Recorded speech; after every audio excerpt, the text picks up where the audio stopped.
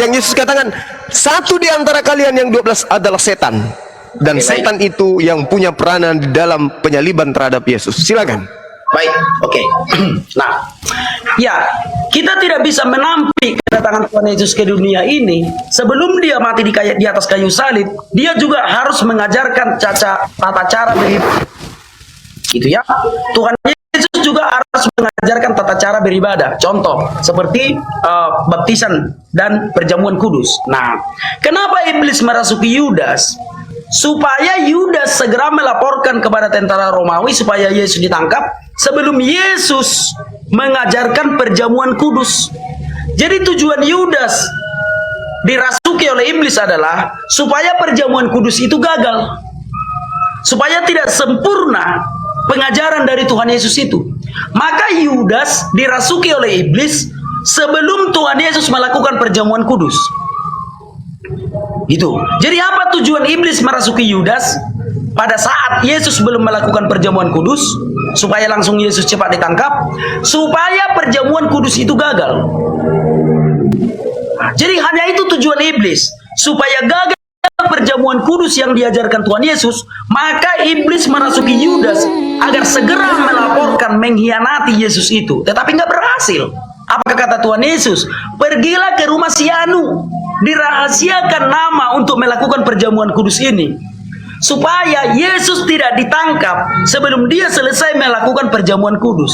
Itulah tugasnya Yudas dirasuki oleh iblis, supaya gagal perjamuan kudus itu. Kenapa? Karena iblis tidak ingin Yesus mati di kayu salib dan melakukan teladan dengan sempurna. Iblis tidak ingin.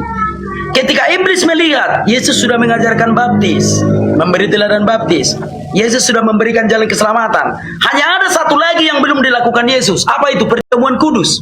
Maka sebelum Yesus mengajarkan perjamuan kudus, iblis langsung merasuki Yudas. Supaya apa? Supaya Yesus langsung ditangkap, biar jangan sempat diajarkan perjamuan kudus itu. Tetapi Yesus tahu, maka Tuhan Yesus berkata, pergilah kepada si Anu, disitulah aku akan melakukan perjamuan kudus. Supaya apa? Supaya tentara Romawi waktu itu yang sudah dirasuki oleh iblis tentunya tidak menangkap Yesus sebelum Yesus selesai melakukan perjamuan kudus. Di situ Pak cara berpikirnya. Bukan berarti iblis turut serta di dalam penyaliban Yesus, bukan. Iblis merasuki Yudas hanyalah untuk menggagalkan perjamuan kudus itu. Itu Pak Ustadz. Tetapi tidak berhasil ya. Yesus terlebih dahulu mengajarkan perjamuan kudus, barulah dia ditangkap. Silakan Pak Ustadz. Oke. Yang merasuki imam-imam kepala dan merasuki mahkamah-mahkamah agama sehingga mereka sepakat melakukan kesaksian-kesaksian palsu itu siapa? Oke, baik. Mereka bersaksi atas dirinya sendiri, Pak Ustadz.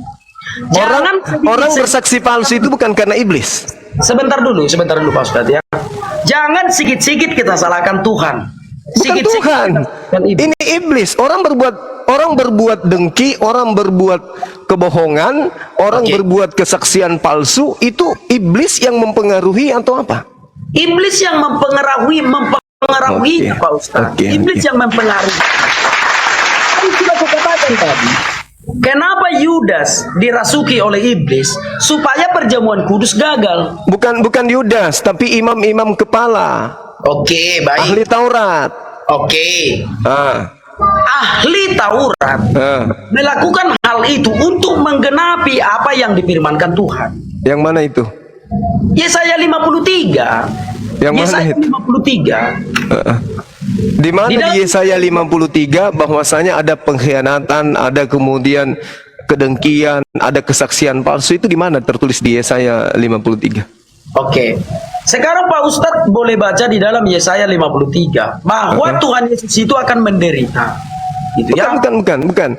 Yang dinubuatkan bahwa ada kesaksian palsu, ada dengki, ada iri hati, itu tertulis di mana? Oke, baik. Tentu saja tertulis di dalam kitab para nabi. Contoh pengkhianatan. Contoh pengkhianatan itu ya, bahwa sebentar ya, ia akan dikhianati Kalau dikhianati kan udah jelas tadi, Yudas Oke. mengkhianati, itu udah jelas. Nah sekarang ini berkongko-kongko orang-orang ahli Taurat, kemudian untuk melakukan kedustaan, kesaksian palsu dan seterusnya, untuk membunuh si Yesus, itu tertulis di mana nubuatannya? Ya tertulis di dalam kitab suci Pak Ustadz. Contoh kita lihat di dalam Markus 10. Contoh sebentar ya, kita lihat di dalam Itu kalau Markus bukan nubuatan itu. Yang kita ceritakan ini terkait dengan nubuatan yang Anda sebutkan bahwa imam-imam melakukan itu untuk menggenapi. Tadi Anda mengatakan iblis merasuki Yudas untuk menggenapi perjamuan kudus, untuk menggagalkan itu.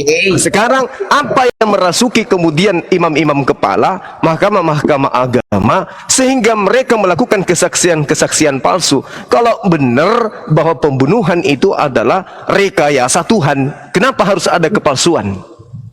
Iya, karena itulah yang harus terjadi Pak Ustadz. Itu Kata yang siapa? harus terjadi. Kata siapa? Contoh, dengarkan dulu Pak Ustadz. Bagaimana mungkin Yesus akan dihukum kalau tidak ada dusta dari mahkamah agama? Nah, ini yang saya tanya, kenapa harus ada dusta?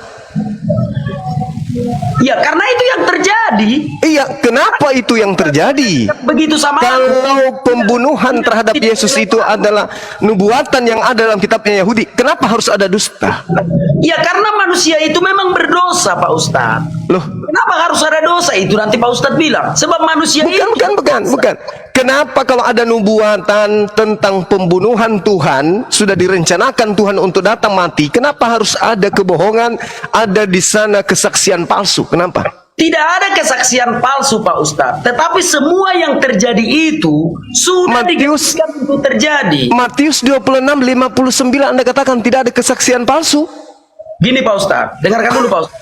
Semua yang terjadi itu sudah digariskan Tuhan untuk terjadi.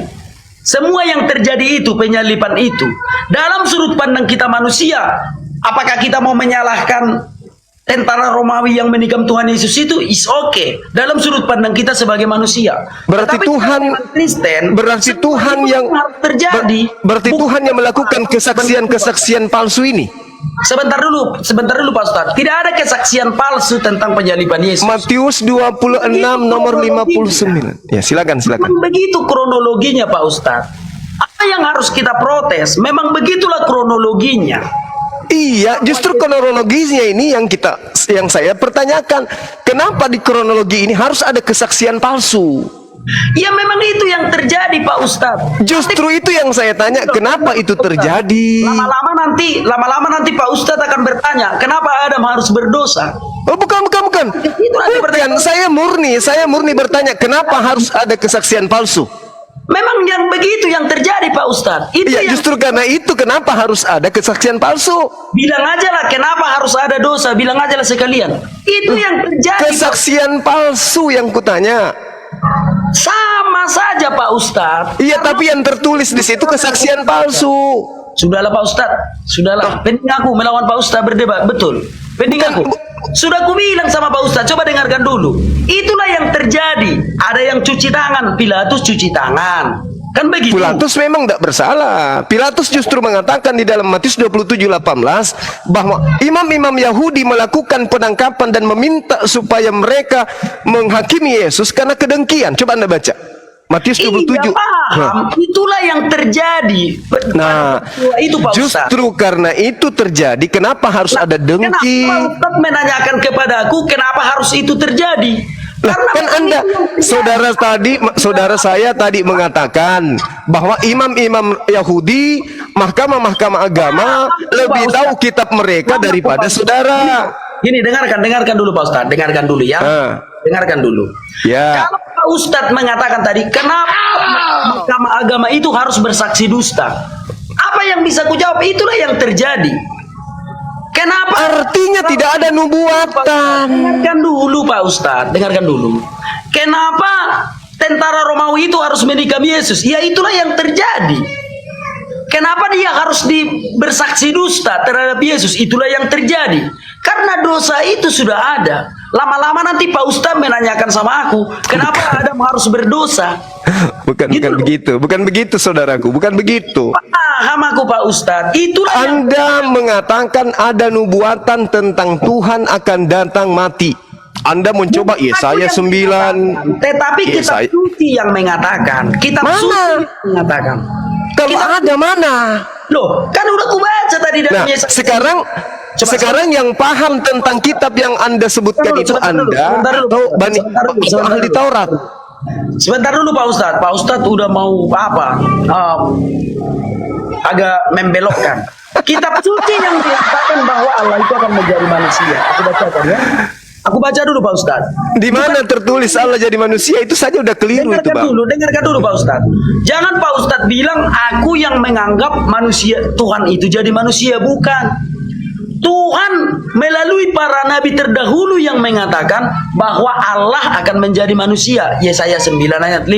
Kenapa mereka tidak mengimani itu? Mereka mengimani Pak Ustadz. Faktanya hari ini mereka tidak Kristen. Yahudi Pak Ustadz. Faktanya mereka hari ini tidak Kristen. Orang Yahudi. Faktanya mereka hari ini tidak Kristen. Mereka Kristen tetap sampai hari ini Pak Oh Ustadz. tidak. Aduh, gimana ceritanya? Sekarang begini, kalau memang ada poin itu, mereka mengimani Tuhan akan datang menjadi manusia dan seterusnya. Lalu ketika Yesus datang dan mengatakan itu adalah Tuhan kita, kenapa harus melakukan kesaksian palsu? Yesus kenapa harus ngumpet? Kenapa dia tidak melakukan kerjasama? Kenapa harus ada iblis? Kenapa harus ada kedengkian? Kenapa harus ada kesaksian palsu? Kenapa? Tadi aku sudah menjawabnya Pak Ustadz. Itulah yang terjadi. Ya, justru itu yang kutanya, kenapa harus itu Kenapa terjadi? Ustadz tanyakan aku, kenapa seseorang harus melakukan dosa? Itulah yang terjadi. Nah, Justru itu kita kutanya, mundur dulu. saudaraku. Sebentar dulu Pak Ustadz, kita mundur dulu ke yang tadi. Kenapa Bapak bilang orang Yahudi nggak percaya? Orang Yahudi percaya Yesus itu Tuhan sampai sekarang. Mereka adalah orang-orang yang ada. Dengarkan dulu, dengarkan dulu Pak Ustadz. Nggak usah ketawa dulu, nggak usah ya. Lucu soalnya. Nggak usah ketawa dulu. Dengar ya. Lanjut. Orang Yahudi percaya Yesus itu Tuhan dan mereka beragama Kristen sampai sekarang. Lalu Pak Ustadz akan merujuk kepada, dengar dulu Pak Ustadz, dengar dulu ya. Lalu Pak Ustadz akan merujuk kepada orang Yahudi yang ada sekarang. Bagaimana mungkin orang Yahudi yang baru datang ke sana tahun 1941 kita jadikan rujukan? Orang Yahudi yang ada di sana sekarang itu baru datang 1941. Sebelumnya Yahudi yang di sana sudah beragama Kristen.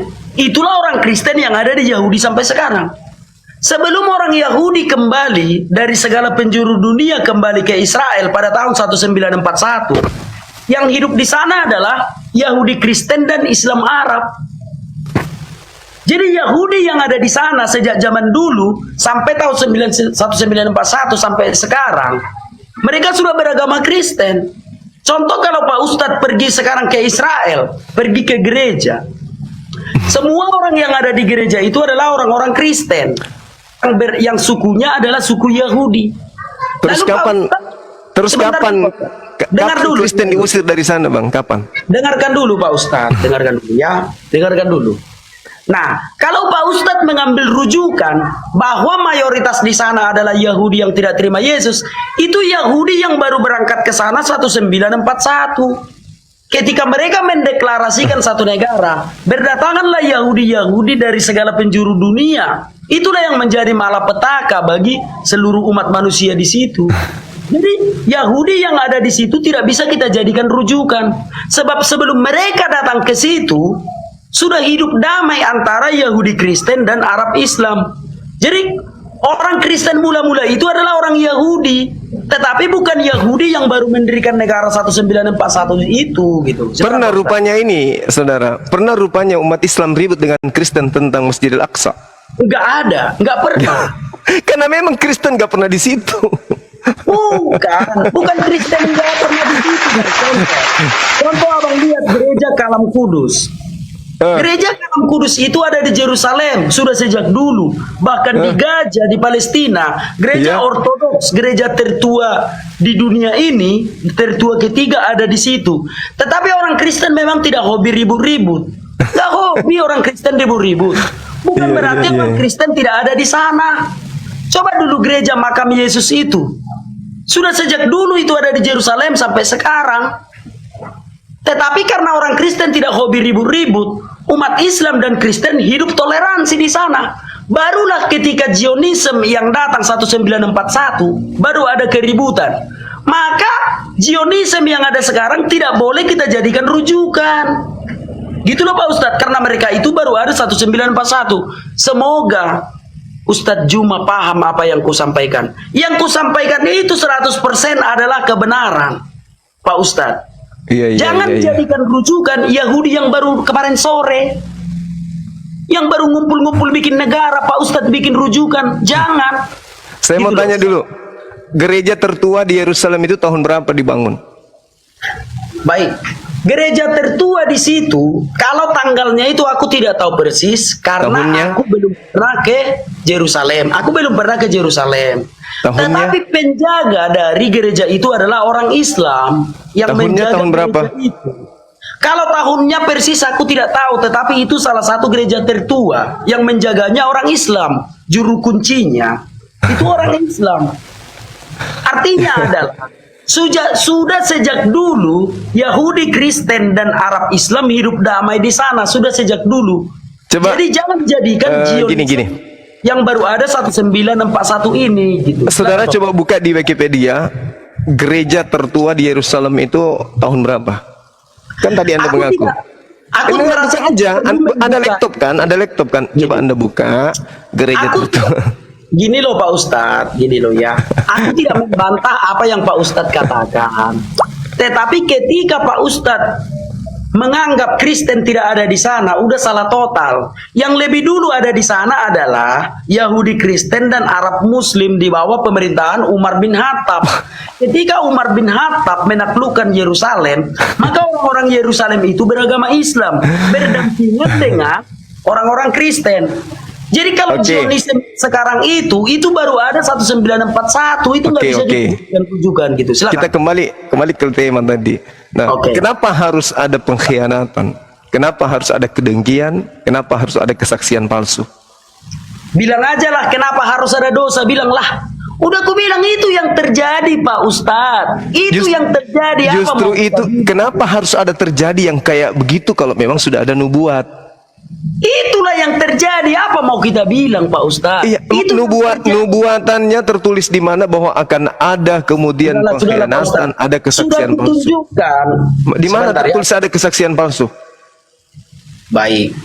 Kalau kutunjukkan akan nubuatan bahwa akan ada pengkhianatan, penikaman segala macam, cukup. Kesaksian palsu? Baik. Kesaksian palsu itu yang terjadi Pak Ustadz. Kesaksian palsu itu harus mereka terjadi. coba Anda baca di Matius 26 nomor 59. Matius 26:59. Aku pening kepala aku kalau nggak mudah menangkap Pak Ustadz. Loh, Matius 26:59, imam-imam kepala mahkamah agama melakukan kesaksian palsu. Kenapa harus ada kesaksian palsu? Kalau memang itu sudah nubuatan. Menanyakan aku kenapa harus ada dosa? Itu yang terjadi. Bukan. Kan kata saudara. Sudah izin ya Pak Ustadz ya. Kan kata saudara mengatakan bahwasanya. Udah Pak Ustadz, nggak nyambung Pak Ustadz. Udah aku bilang itu yang terjadi. Nggak nyambung.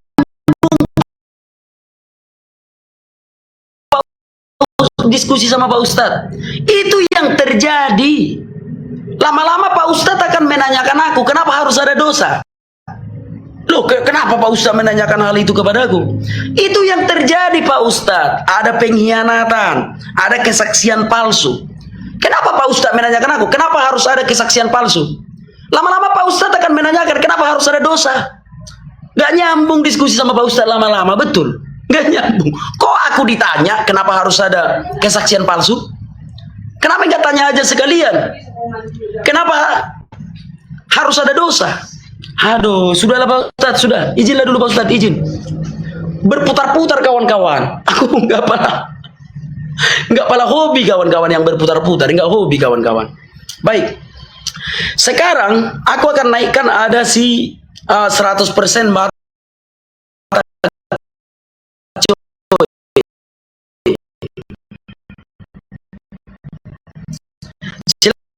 Silakan 100% bata, silakan. Tapi jangan seperti Ustadz itu ya, berputar-putar itu aja. Jangan seperti itu ya. Salam silakan.